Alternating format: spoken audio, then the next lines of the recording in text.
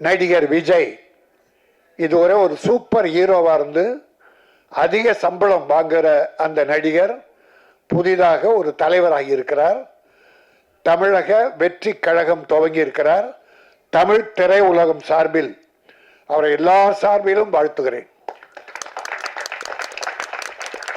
வெற்றி பெற வேண்டும் இல்ல முதலமைச்சர் ஆக வேண்டும் என்ற எண்ணத்தோடு ஆரம்பித்தால் அதற்கென்ன சில வழிகள் இருக்கிறது.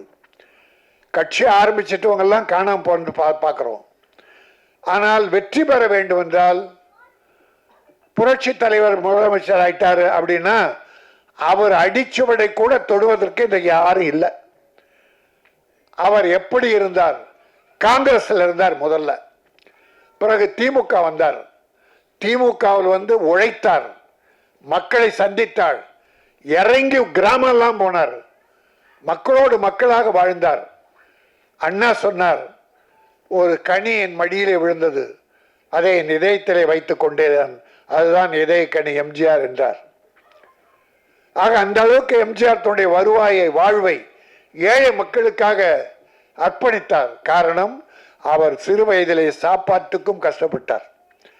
அந்த கஷ்டம் ஏழைகள் படக்கூடாது என்று அவர் பாடுபட்டார். நான் தம்பி விஜய்க்கு சொல்லுவேன், நீங்கள் வெற்றி பெற வேண்டும். ஆனால் எம்ஜிஆர் செய்ததிலே ஒரு 15% அல்ல 20% தொண்டு செய்யுங்கள், இறங்கி வாருங்கள், மக்களோடு பழகுங்கள். மேடையில் இருந்து கொண்டு புஷி ஆனந்தை அறிக்கை விட சொன்னால் மக்கள் ஏற்றுக்கொள்ள மாட்டார்கள். இனிமேல் அப்படி இருக்கக்கூடாது. இறங்கி வர நல்லதுக்காக தான் சொல்றேன். ஆரம்பிச்சிட்டார். அதனால் நம்மில் ஒருவர். அதுக்கு முன்னால ஒரு கட்டிய கோட்டையாக திமுக இருக்கு. இன்னைக்கு தாய்மார்களுக்கெல்லாம் ஏராளமா நல உதவிகள் பண்ணிட்டு இருக்காரு, நல்ல காரியம் பண்ணியிருக்கார். தொழில் அதிபர்களை ஈர்ப்பதற்காக முதலீட்டை இருக்க பிரான்ஸ்ல இருக்கார். இப்போ கோவாவில் துபாய் போனார், அப்படி ஒரு முதலமைச்சர் இருக்கார். அதிமுக ஒரு கட்சியும் சிறப்பாக நடத்தினார்கள். யாரையும் குறை சொல்ல முடியாது. பாரதிய ஜனதா என்று வளர துடிக்கிறது. அருமை சகோதரர் திருமாவளவன் ஒரு நல்ல தலைவர், வைகோ, சீமான், கம்யூனிஸ்டுகள் அற்புதமான கட்சிகள், காங்கிரஸ், இவ்வளவு கட்சிகள் இருக்கு. நீண்ட நெடுங்கால வரலாறு படுத்த கட்சி. இதுக்கிடையில விஜய் ஆரம்பிச்சிருக்கீங்க, தப்பில்லை. இனிமேல் நீங்கள் எப்படி நடந்து கொள்ள போகிறீர்கள், என்ன கொள்கை வகுக்க போகிறீர்கள், மக்களுக்கு அதை எப்படி சேர்க்க போகிறீர்கள் என்பதை வைத்து மக்களின் ஆதரவை பெருகினால் நீங்கள் வெற்றி பெறுவீர்கள். எல்லாம் உங்க கையில் தான் இனிமே இருக்குது. யாரையும் நம்பி விட்டுறாதீங்க, நேரடியா வாங்க.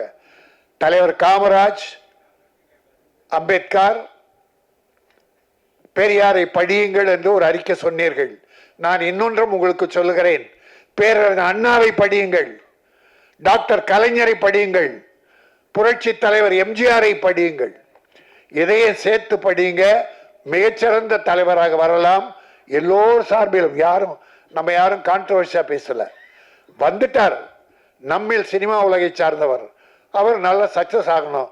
ஆனா நல்ல அறிவாளித்தனமா என்ன பண்ணியிருக்காரு, ஒரு தடவை திருநெல்வேலி போய் வெள்ளத்தால் பாதிக்கப்பட்டவர் நேரடியாக கொடுத்திருக்காரு. குட், நல்ல விஷயம். இப்போ ஒரு நல்ல குழு போட்டு சில குழுக்களை அமைச்சுக்கிட்டு இருக்கார், நல்ல விஷயம். மாணவர்களை 10th படிச்ச மாணவர்கள் +2 மாணவர்களா தேர்ந்தெடுக்கிறார். ஏன்னா ஓட்டு அவங்களுக்கு தான் அடுத்து வருது. அது ஒரு நல்ல விஷயம். இப்படி சில திட்டங்கள் நல்லா தான் பண்ணியிருக்காரு இதுவரைக்கும். இனிமேலும் அது சிறப்பாக இருந்து மக்களோடு வாருங்கள், மக்களுக்காக வாழுங்கள். இன்னொன்னு நான் வாழ்த்துறேன், 200 கோடியே சம்பளம் சொல்றாங்க. இனி நான் படம் நடிக்க மாட்டேன், 2 படத்தோடு முடிச்சேன் என்றார். அப்போ 200 கோடியை திறந்துடுறார். அப்போ மக்களுக்காக இறங்கிட்டாருன்னு அர்த்தம். இன்னொரு தலைவர் இருக்கிறார் திமுகவில், உதயநிதி ஸ்டாலின். இன்றைய மக்களோடு மக்களாக அந்த தம்பி போயிட்டு இருக்கார். ஆக அவருக்கு எப்படி போட்டி தரப்போறோம் என்பதெல்லாம் நினைத்து நல்ல மாதிரியா மக்களோடு பழகுங்கள், மக்களுக்காக வாழுங்கள். மதம் இதெல்லாம் வேணாம், நமக்கு எல்லா மக்களும் நம் மக்கள் என்று எம்ஜிஆரை வழியாக சிலவற்றை தேர்ந்து செய்தாலே ஒரு வெற்றிக்கு உண்டு. இன்னும் நல்ல விஷயம், 24ல் போட்டி கிடையாதுன்ட்டார். 26ல். அப்போ பயிற்சி உங்கள் தொண்டர்களுக்கு கம்யூனிஸ்டுக்காரங்க மாதிரி பயிற்சி கொடுங்க. கள்ள ஓட்டு போடுறதுக்கு ஒரு பெரிய பயிற்சி வேணும் சார்.